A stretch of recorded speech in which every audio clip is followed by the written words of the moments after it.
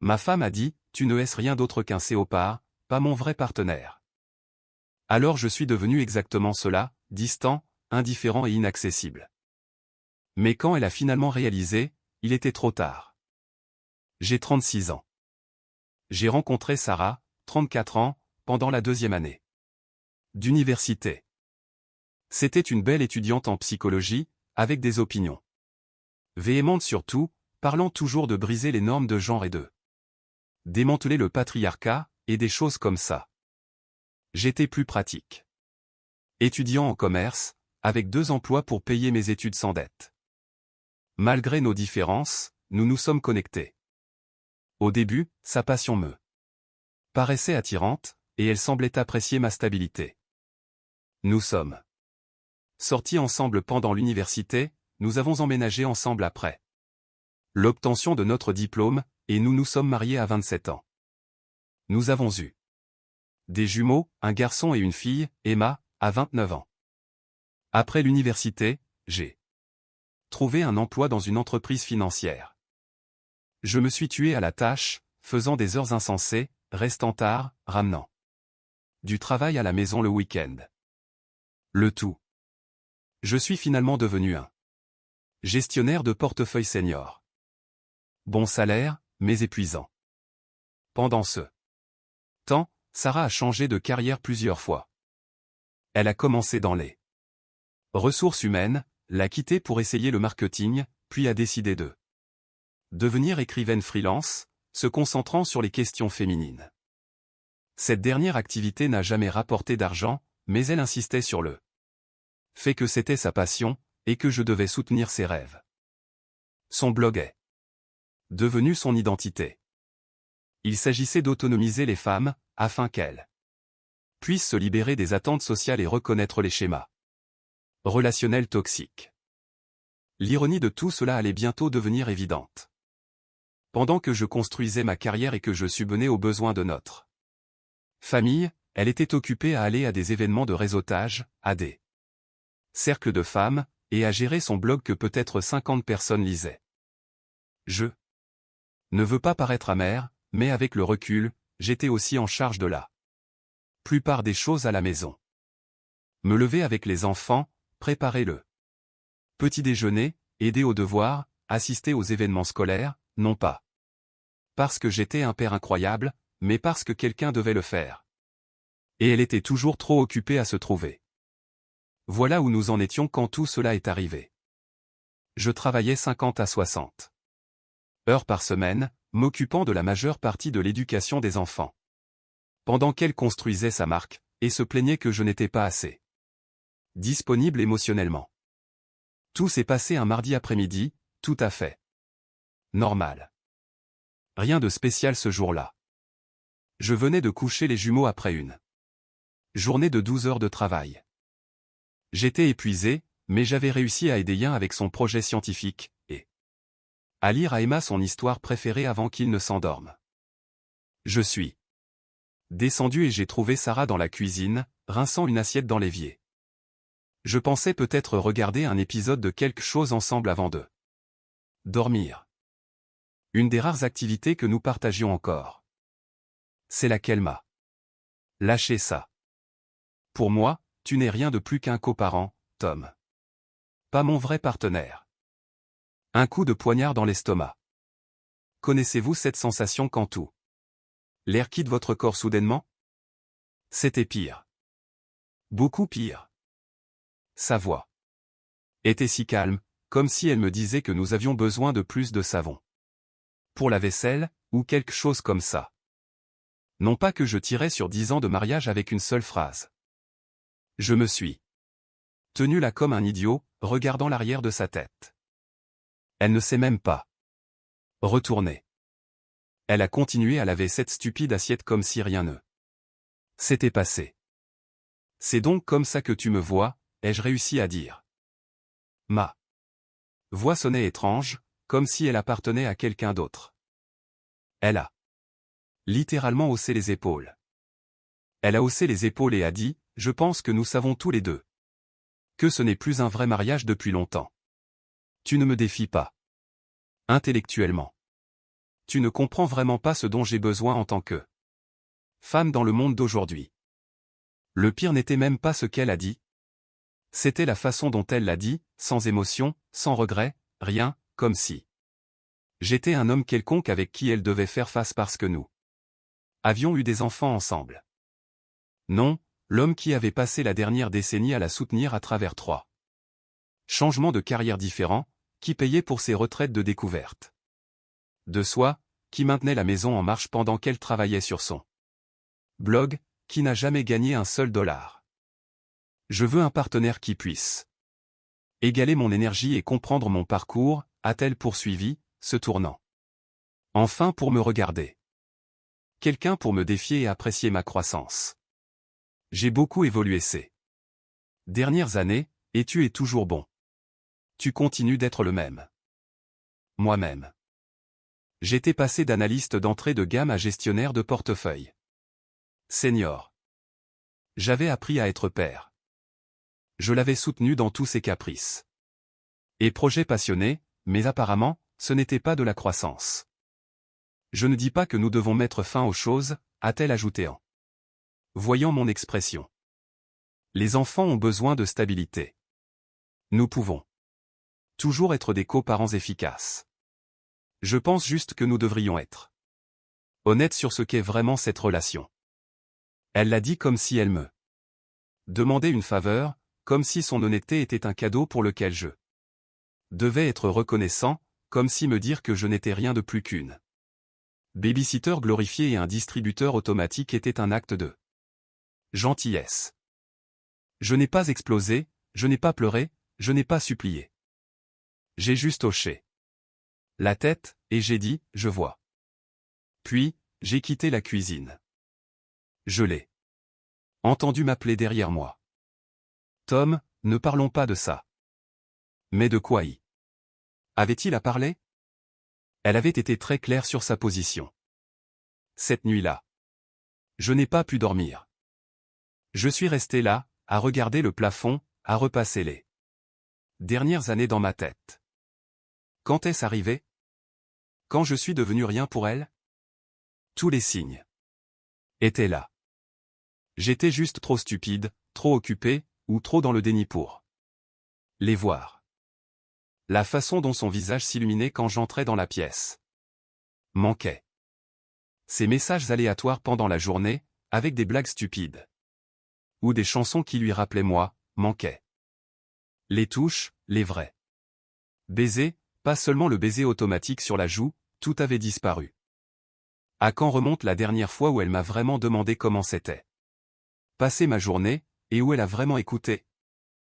Pas seulement ce « comment ça va au travail », ce que les gens disent quand ils agissent par inertie. À quand remonte la dernière fois où elle s'est efforcée de faire quelque chose de bien pour moi? À quand remonte la dernière fois où elle m'a défendu, quand ses amis ont commencé à dire du mal de leur mari, me regroupant avec eux? J'ai commencé à penser à la fréquence à laquelle elle était sur son téléphone. Près de moi, toujours à naviguer sur Instagram, à partager des publications sur le fait de surmonter les obstacles, et le courage d'être authentique. Toujours à étiqueter ses publications avec des hashtags comme connaître ta valeur et ne cesse jamais de grandir. Pendant ce temps, c'est moi qui me levais avec les enfants quand ils faisaient des cauchemars, je préparais leur déjeuner, je les emmenais à l'entraînement de football, j'aidais avec les devoirs de mathématiques, tout en travaillant plus de 50 heures par semaine. Ses sourires, sa véritable émotion, son énergie, tout était réservé aux autres personnes. Maintenant, ses amis progressistes, qui lui disaient toujours qu'elle méritait mieux. Son coach de vie qui lui faisait payer 200 $ de l'heure pour lui dire qu'elle se contentait de peu. Les femmes de ses communautés en ligne qui validaient chaque pensée égoïste qu'elle avait. N'importe qui sauf moi. Je m'étais dit que j'étais seulement stressé, fatigué, occupé par la vie, me trouvant des excuses parce que je ne pouvais pas faire face à la vérité. Mais maintenant, je ne pouvais plus l'ignorer. Elle n'était pas tombée amoureuse du jour au lendemain. Elle me montrait depuis des années que je n'étais qu'une commodité pour elle. Je ne voulais juste pas le voir. La pire révélation est arrivée vers 3 heures du matin. J'avais passé des années à essayer de la rendre heureuse. J'ai travaillé plus dur, j'ai aidé plus. J'ai essayé de soutenir ses rêves, tout en elle déplaçait les poteaux de but, et trouvait de nouvelles raisons pour lesquelles ce n'était pas suffisant. Peu importe ce que je faisais, ce ne serait jamais suffisant, parce qu'elle avait décidé que je n'étais pas suffisant. Il ne s'agissait pas de mes actions, il s'agissait de sa perception. Et c'est à ce moment-là que j'ai décidé que j'avais fini d'essayer.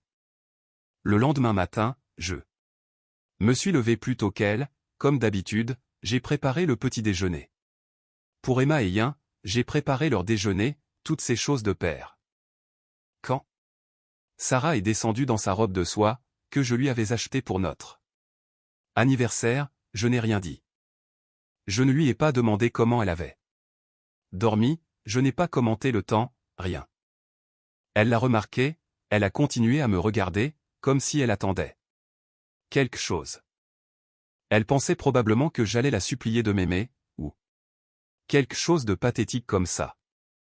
Peut-être m'excuser de ne pas la voir assez défiée intellectuellement, ou promettre d'être plus impliqué dans son parcours.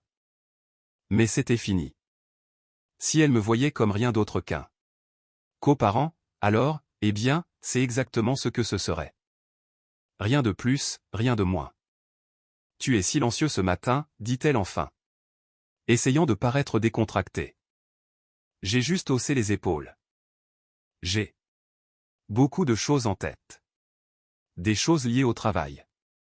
Tu veux parler de ce que j'ai dit hier soir, demanda-t-elle, s'appuyant sur le comptoir avec sa tasse de café.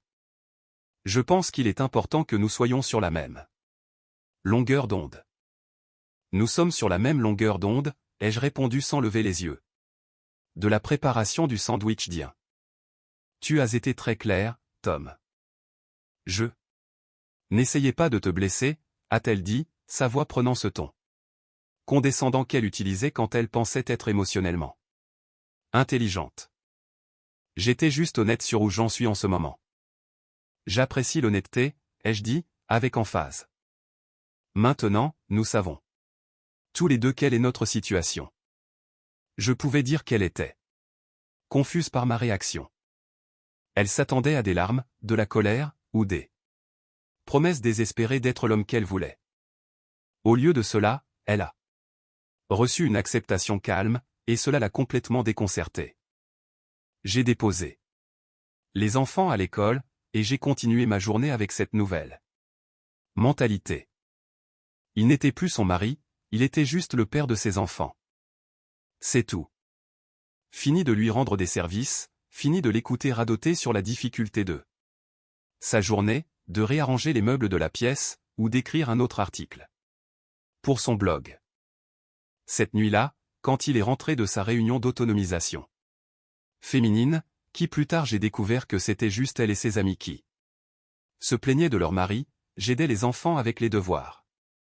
Elle est entrée, a jeté son sac de créateur sur la chaise que j'avais payée, et a attendu comme si elle s'attendait à ce que je lui pose des questions sur ça.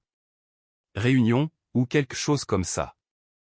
Je me suis simplement levé, j'ai dit aux enfants que je serais dans mon bureau s'ils avaient besoin de quelque chose, et je suis parti.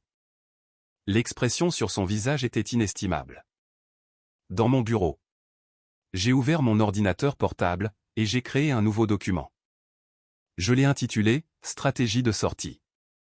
Puis, j'ai fait une liste de tous ceux que je devais faire pour me protéger, et protéger les enfants. Premier point. Appeler un avocat. C'est ainsi que notre nouvelle normalité a commencé. Fini les petites discussions, fini les appels pendant la journée, fini les petites faveurs. Le dîner tournait autour des enfants. Je leur parlais, je riais avec eux, mais pas avec elles. Si elles me parlaient directement, je répondais poliment, mais brièvement. « Comment s'est passée ta journée » demanda-t-elle. « Bien, c'est tout. Pas de détails. Tu as vu cet email du professeur d'Emma ? Oui, je l'ai déjà réglé. Fin de la conversation. J'ai commencé à faire mes propres plans les week-ends. Parfois, j'emmenais les enfants sans même leur dire où nous allions. Elle m'envoyait un message pour demander où nous étions, et j'attendais environ 1 heure avant de répondre par une courte phrase, comme « sortie avec les enfants, nous serons de retour plus tard ». J'ai aussi commencé à mieux prendre soin de moi. Sarah avait fait de petites remarques au fil des ans sur la façon dont je m'étais laissé aller après la naissance des enfants, bien que ce soit moi qui me levais à 5 heures du matin pour pouvoir travailler un peu avant que les enfants ne se réveillent. M'assurant que tout le monde allait prendre son petit déjeuner, et en général, maintenant nos vies en fonctionnement. Mais elle avait raison sur une chose, j'avais négligé. Alors, j'ai commencé à aller à la salle de sport pendant la pause déjeuner. J'ai commencé à mieux manger. J'ai eu une nouvelle coupe de cheveux. J'ai acheté de nouveaux vêtements qui me convenaient. J'ai perdu environ 30 livres en quelques mois. J'ai pris un peu de muscle. Rien de dramatique, juste prendre soin de moi, sans chercher à l'impressionner. J'ai également renoué avec des amis que je n'avais pas beaucoup vus ces dernières années. J'ai déjeuné avec des camarades d'université. J'ai rejoint une ligue de basketball en fin de semaine. J'ai commencé à vivre comme quelqu'un qui avait une vie au-delà d'être le mari de Sarah et le père des jumeaux. Le premier samedi où j'ai emmené les enfants seuls. Elle était assise sur le canapé quand nous sommes rentrés, faisant semblant de regarder son téléphone, mais en fait, regardant des vidéos sur la façon d'établir des limites avec les hommes, ou des choses comme ça. Où êtes-vous allé, demanda-t-elle, essayant de paraître décontractée. Sortir, ai-je dit, en laissant tomber les clés. Les enfants voulaient faire quelque chose, alors nous sommes sortis. Ses lèvres se sont serrées. Cela aurait été bien de savoir. En tant que leur mère, je devrais être informé d'eux. L'endroit où se trouvent mes enfants. J'ai juste haussé les épaules. Je n'ai pas pensé que cela importait. Tu es généralement trop occupé avec ton blog pour nous rejoindre de toute façon. Ce n'est pas juste, dit-elle en se redressant. Mon travail est important. Aussi. Bien sûr que oui, ai-je répondu sans argumenter. Les enfants? Allez vous laver avant le dîner. Tandis qu'il montait les escaliers, elle continua vers la cuisine. Qu'est-ce qu'il y a? Tu agis bizarrement depuis notre conversation. C'est bon, ai-je dit, sortant mes ingrédients pour le dîner. Je ne fais que coparenter, comme tu le voulais. Ce n'est pas ce que je voulais dire, et tu le sais. Dit-elle en croisant les bras. Je l'ai regardé. Directement pour la première fois depuis des jours. Que as-tu voulu dire, Sarah? Parce que pour moi, tu n'es rien de plus qu'une copaternité. Cela semble assez clair. Elle a reniflé. Je voulais dire que notre relation a évolué. Cela ne signifie pas que nous ne pouvons pas continuer à être des partenaires. D'une autre manière. Bien sûr, ai-je hoché la tête. Des partenaires. Comme des colocataires qui partagent des enfants. Compris? C'était la première fissure dans son petit plan parfait. Elle pensait qu'elle pouvait se déconnecter émotionnellement de notre mariage, me traiter comme un guichet automatique et une babysitter, mais toujours avoir les avantages d'un mari. Quand cela lui conviendrait. Je commençais à réaliser que cela ne fonctionnait pas comme ça. Pendant ce temps, j'avais eu ma première consultation avec un avocat. Je n'en ai pas parlé. À Sarah, bien sûr. Je voulais juste savoir quelle était ma situation juridique. À ma grande surprise, l'avocat a pensé que j'avais de bonnes chances d'obtenir au moins une garde partagée à 50-50e, peut-être plus, étant donné mon implication dans la vie des enfants. Il m'a conseillé de commencer à tout documenter. Chaque événement scolaire auquel j'ai assisté et Sarah était absente, chaque rendez-vous médical auquel j'ai emmené les enfants, chaque fois que c'était moi qui aidais au devoir. C'est ce que j'ai fait. J'ai créé un dossier détaillé avec les dates et les heures. J'ai sauvegardé les emails des enseignants me posant des questions à moi, au lieu de Sarah, parce qu'ils savaient que c'était le père qui répondait. J'ai gardé une trace de tout, juste au cas où. J'ai également commencé à mettre de l'argent de côté sur un compte que Sarah ne connaissait pas, sans cacher d'actifs. Tout serait révélé lors d'un divorce, le cas échéant, mais en m'assurant d'avoir des ressources financières qui n'étaient que les miennes. L'avocat m'a assuré que c'était légal tant que je n'utilisais pas de fonds conjoints, ou ne cachais pas d'argent, qui devrait être considéré comme un bien matrimonial. Cela a pris un certain temps, mais Sarah a commencé à remarquer la différence. Elle essayait d'engager des conversations sur sa journée, ou sur quelque chose de profond qu'elle avait lu en ligne. Je me contentais d'acquiescer, ou de donner des réponses monosyllabiques. Elle a essayé de porter des tenues plus sexy à la maison. Trop peu, trop tard. J'ai aussi remarqué comment elle a soudainement commencé à se soucier des choses que je faisais. Quand j'ai mentionné aux enfants que je pensais les emmener skier en hiver, elle est intervenue. Ça a l'air amusant. J'ai toujours voulu apprendre à skier. J'ai simplement hoché la tête, et j'ai continué ma conversation avec Emmae. Yin, ignorant complètement sa tentative de s'inclure. Un soir, environ 6 semaines après ce nouvel accord, je lisais un livre sur le canapé, quand elle s'est assise à côté de moi, plus près qu'elle ne l'avait été depuis des mois. Tu as perdu du poids, observa-t-elle, ses yeux me scrutant de haut en bas. Oui, ai-je répondu sans lever les yeux de mon livre.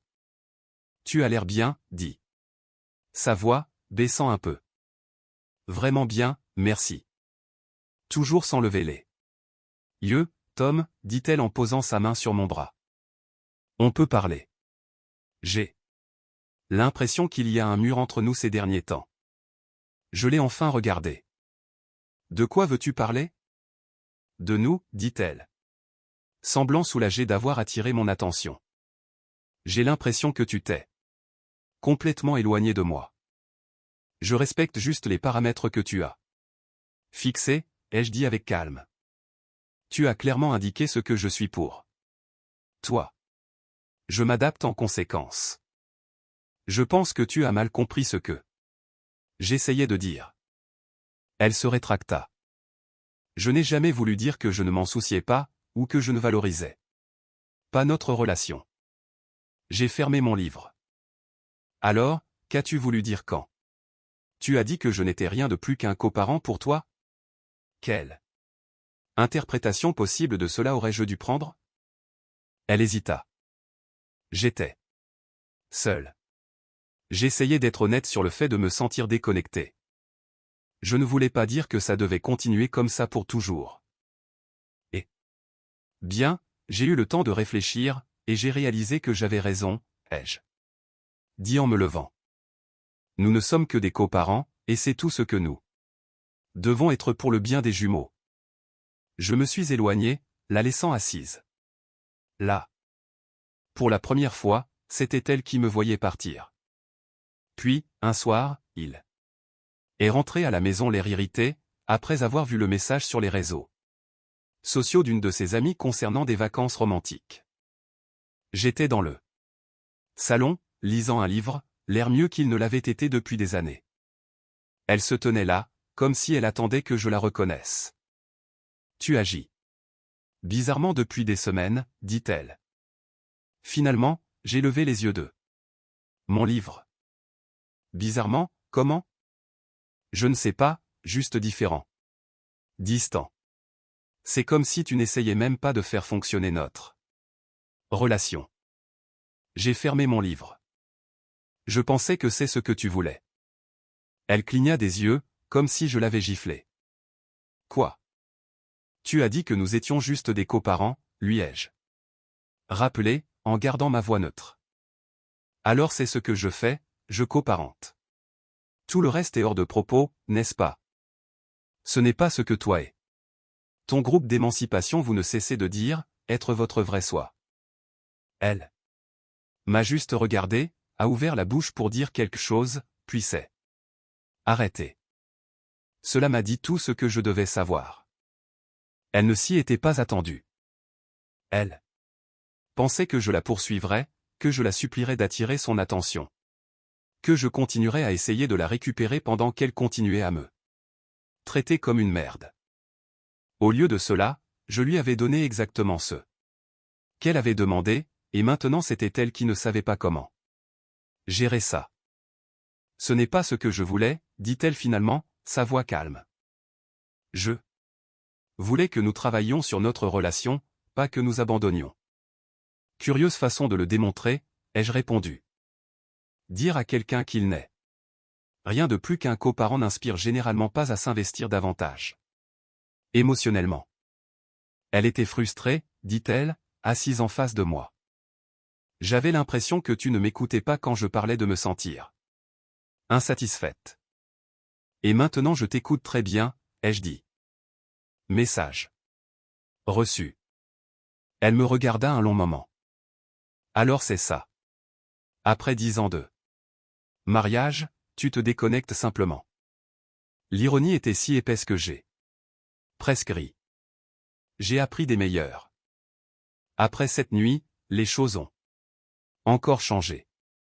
Elle a commencé à me regarder, à écouter davantage, essayant de comprendre ce qui se passait. Elle hésitait avant de parler, comme si elle choisissait ses mots avec soin. Elle attendait que je craque, que je brise cette nouvelle routine, mais je ne l'ai pas fait. Elle a commencé à essayer d'attirer mon attention de petite manière, me demandant si je voulais quelque chose du magasin, mentionnant des séries que nous regardions ensemble, devenant plus direct, portant la lingerie qui prenait la poussière dans son tiroir.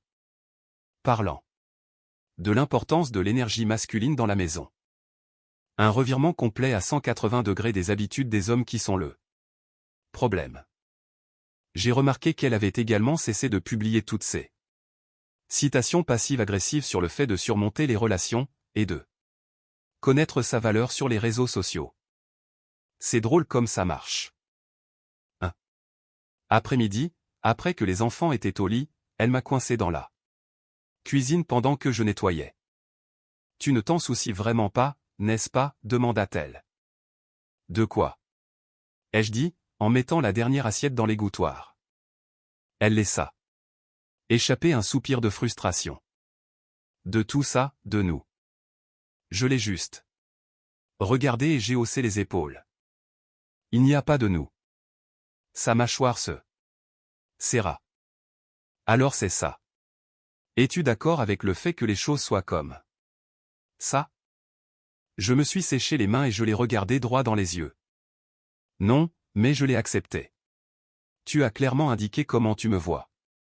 Je fais juste la même chose. Ce n'est pas ce que je voulais dire quand j'ai dit ça, dit-elle défensivement. J'ai presque ri. Ce n'est pas comme ça. Tu as passé les dernières années à me traiter comme si je n'étais rien de plus qu'un chéquier et une babysitter occasionnelle. Toi et tes amis. Vous vous asseyez pour parler de l'inutilité des hommes. Pendant que c'est moi qui fais tout pour faire fonctionner cette famille. Et bien, félicitations. Tu m'as convaincu que nous ne sommes que des coparents. C'est tout ce que nous serons maintenant. Tom, s'il te plaît, dit-elle, et je pouvais voir des larmes se former dans ses yeux. J'ai fait une erreur. J'étais juste en train de me défouler parce que je me sentais ignoré. Ignoré. Là, j'ai ri. Sarah, je me suis démené pour toi pendant des années. J'ai soutenu chaque changement de carrière, chaque hobby, chaque phase de découverte de soi. J'ai été celui qui a maintenu cette famille en fonctionnement, pendant que tu étais occupé à publier des citations inspirantes sur Instagram. Alors ne me parle pas de te sentir ignoré. Elle s'essuya les yeux. Je sais que j'ai fait des erreurs. Nous en avons tous les deux commises, mais ne nous devons-nous pas, à nous-mêmes, aux enfants, d'essayer de réparer ça? Le moment de réparer ça, c'était avant que tu ne décides que j'étais juste un coparent, ai-je dit. On ne peut pas rétrograder quelqu'un, puis être surpris quand il cesse de vous traiter comme une priorité. Elle voulait argumenter, mais elle ne le pouvait pas.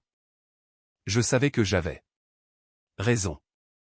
C'était elle qui avait tué tout ce que nous avions. Elle avait passé tellement de temps à se convaincre elle-même que je ne jouais qu'un rôle dans sa vie, que ça n'avait pas d'importance. Et maintenant que j'avais cessé d'essayer, maintenant que je m'étais retiré émotionnellement, elle réalisait ce que cela signifiait vraiment. Elle s'attendait à ce qu'il la poursuive, qu'il se batte pour une place dans sa vie, qu'il avait déjà exclue. Mais quand je ne l'ai pas fait, c'est elle qui a ressenti la distance. Au cours des semaines suivantes, ses efforts pour se reconnecter se sont intensifiés. Elle a commencé à cuisiner mes plats préférés, à me poser des questions sur ma journée, et à écouter la vérité, à proposer de s'occuper des enfants, afin que je puisse avoir du temps pour moi. Suggérant des soirées en amoureux, initiant le contact physique, mais il était trop tard. Je ne pouvais plus arrêter de voir ce qu'il avait vu. Je ne pouvais plus arrêter de ressentir ce qu'il y avait de sens quand il avait si désinvolture rejeté toute notre relation. Chaque fois que j'essayais de me rapprocher, je me souvenais de ses mots, de son ton, de la façon dont tu n'avais même pas pris la peine de te retourner quand il m'avait dit que je n'étais rien pour elle. Le coup de grâce est arrivé lorsque je l'ai entendu au téléphone avec l'une de ses amies. Je ne sais pas quoi faire, dit-elle à voix basse. C'est complètement différent. C'est comme s'il avait activé un interrupteur. Non. C'est ça le truc. Il n'est même pas en colère. C'est juste parti. Émotionnellement, c'est parti. Je sais. J'ai tout essayé. Bien sûr que je me suis excusé. Eh bien, j'ai dit que j'étais juste frustré, et que je ne le pensais pas. Sérieusement. Non, il ne le croit pas. Je ne sais pas ce que je ferais s'il part. Vraiment. Oui, je sais que c'est ce dont je parlais avant, mais en fait, je ne voulais pas divorcer. Je voulais juste qu'il me prête plus d'attention. Cela a tout confirmé. Son honnêteté concernant notre relation n'avait été qu'une tactique de manipulation. Elle pensait que j'avais menacé sa place dans sa vie. Je travaillerais plus dur pour lui plaire.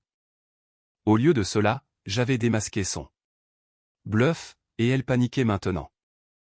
Je suis parti avant qu'elle ne puisse me voir. Je n'avais pas besoin d'en entendre plus.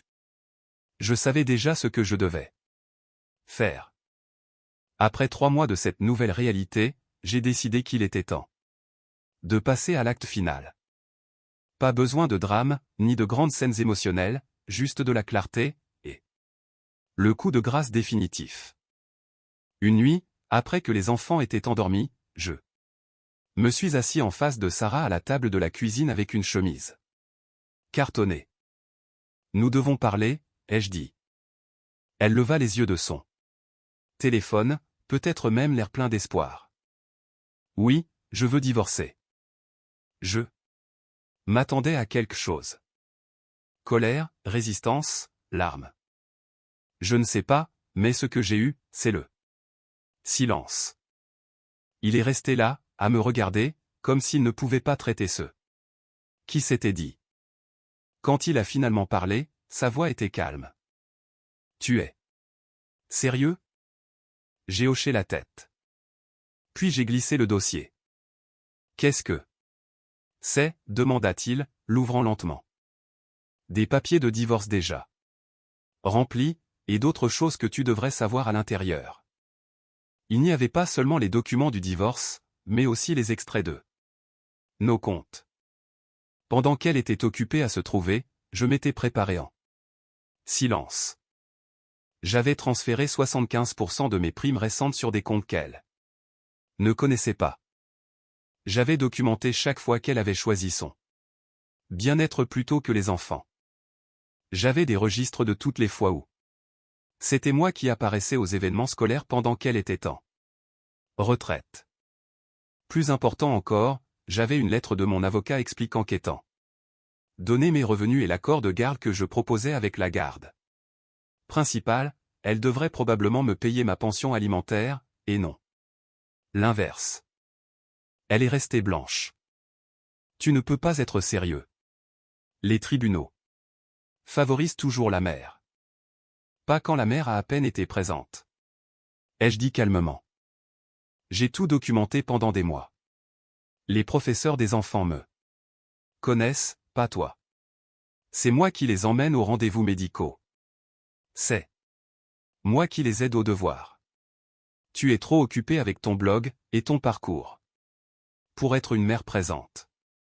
J'ai sorti mon téléphone, et je lui ai montré l'application de calendrier où j'avais méticuleusement enregistré chaque événement scolaire, rendez-vous chez le médecin, et réunion parents-professeurs. Des 6 derniers mois, notant qui avait assisté à chacun. L'évaluateur de la garde va jeter un œil à ça, et il verra qui a vraiment élevé ses enfants, ai-je dit. Et ce n'est pas toi. Mais j'ai besoin de temps pour arranger les choses, bégaya-t-elle. Tu sais, mon blog est sur le point de décoller. Mon code de vie dit que je suis sur le point d'avoir une révélation. Oui, tu dis ça depuis 3 ans. Pendant ce temps, j'ai été promu 2 fois, et j'ai économisé assez pour payer les études des enfants. Que as-tu exactement contribué, en plus des publications sur Instagram sur Raquel? Tu es opprimé. Ses yeux se sont remplis de vraies larmes cette fois-ci, pas les fausses qu'elle utilisait quand je ne lui achetais pas quelque chose qu'elle voulait. Tom, s'il te plaît, pouvons-nous réparer ça? Je ne pensais pas ce que j'ai dit cette nuit-là, j'étais juste frustré. Je me suis penché en arrière. Pourquoi l'idée de perdre ta source de revenus te frappe-t-elle enfin? Il ne s'agit pas d'argent, protesta-t-elle. Je t'aime. Je t'ai toujours aimé. Ça m'a presque fait rire. Tu ne m'as regardé avec rien d'autre que du mépris. Pendant des années, jusqu'à ce que j'arrête de m'en soucier. Soudain, tu t'en soucies. S'il te plaît, Tom. Pense aux enfants, supplia-t-elle. Ils ont besoin de nous deux ensemble. Ils ont besoin de parents qui se respectent mutuellement, les jeux corrigés. Et tu as clairement montré que tu ne me respectes pas. Tu as clairement montré que pour toi, je ne suis qu'un coparent. Alors c'est ce que nous serons, des coparents séparément. Je vais me battre, dit-elle, son ton passant de menaçant à suppliant. J'aurai un avocat. Je leur dirai que tu as planifié cela pendant des mois, en cachant de l'argent. Vas-y, les jeux interrompus. Tout ce que j'ai fait est légal. J'ai consulté 3 avocats différents pour m'en assurer. Et au fait, cette menace que tu viens de faire, je l'ai enregistrée. J'ai touché mon téléphone qui était resté sur la table tout le temps. État de consentement d'une seule partie. Menacé de faire de fausses déclaration pendant une procédure de divorce ne fait pas bonne impression. Devant les tribunaux. Son visage s'est effondré. Je savais qu'elle était vaincue. Les jours suivants ont été pathétiques. Elle a tout essayé, pleurant, suppliant. Soudain, elle était l'épouse parfaite. Cuisinant le dîner, me demandant comment s'était passée ma journée, essayant de me faire dormir à nouveau dans notre lit. J'étais dans la chambre d'amis. Elle a même dit à ses amies féministes d'aller se faire voir quand elles ont commencé leurs bêtises misandres habituelles. L'une d'elles a appelé pour demander si j'avais fait quelque chose, car Sarah m'avait défendu très agressivement. Le coup final est arrivé quand j'ai emmené les enfants rencontrer l'agent immobilier pour vendre la maison. Sarah n'était pas incluse dans la réunion. Quand il l'a découvert, il a perdu le contrôle complet. Tu ne peux pas vendre notre maison sans moi, a-t-il crié. En fait, si je peux, ai-je dit avec calme. Vérifie l'acte. Il est à mon nom. Ton crédit était trop bas pour être sur l'hypothèque, tu te souviens? Pour toutes ces cartes de crédit que tu as épuisées en soins personnels. Je lui ai montré l'acte. Son nom n'y figurait pas. Nous avions parlé d'eux. L'ajouter après l'amélioration de son crédit, mais elle n'avait jamais pris la peine de régler ses finances. Elle s'est effondrée sur le canapé, dormant. Qu'est-ce que je suis censé faire? Où vais-je aller? J'ai haussé les épaules. Ce n'est plus mon problème, nous ne sommes que des coparents, tu te souviens? Et à peine ça, vu le peu que tu t'occupes vraiment des enfants. Une semaine plus tard, il est apparu dans mon bureau. Il m'a supplié de reconsidérer. Il a dit qu'il ferait n'importe quoi. Thérapie de couple, quitter son blog, trouver un vrai travail, ce que je voudrais. C'est trop tard, lui. Ai-je dit.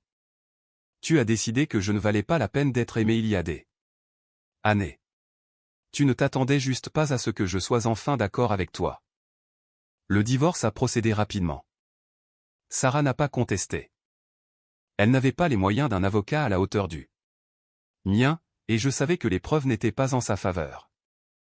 Le juge m'a accordé la garde physique principale, Sarah ayant un week-end sur 2, et une visite pour le dîner la semaine.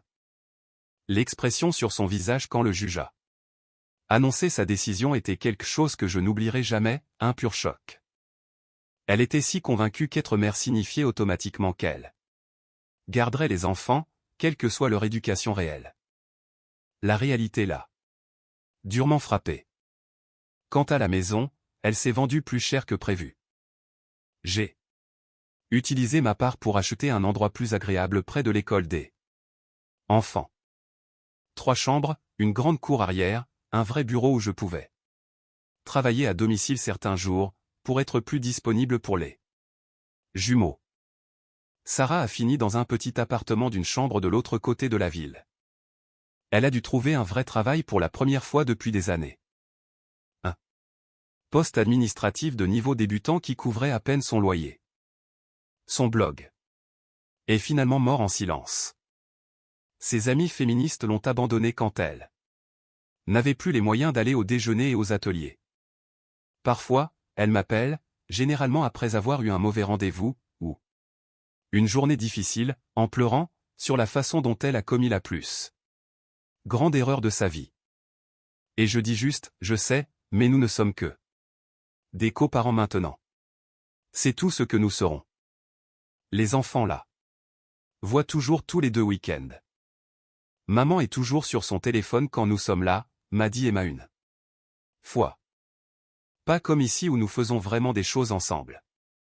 C'est la vraie victoire pour moi. Pas la maison, pas l'argent, pas même de voir Sarah faire face aux conséquences de ses actions. C'est de savoir que mes enfants voient et apprécient un père qui est vraiment présent et engagé dans leur vie.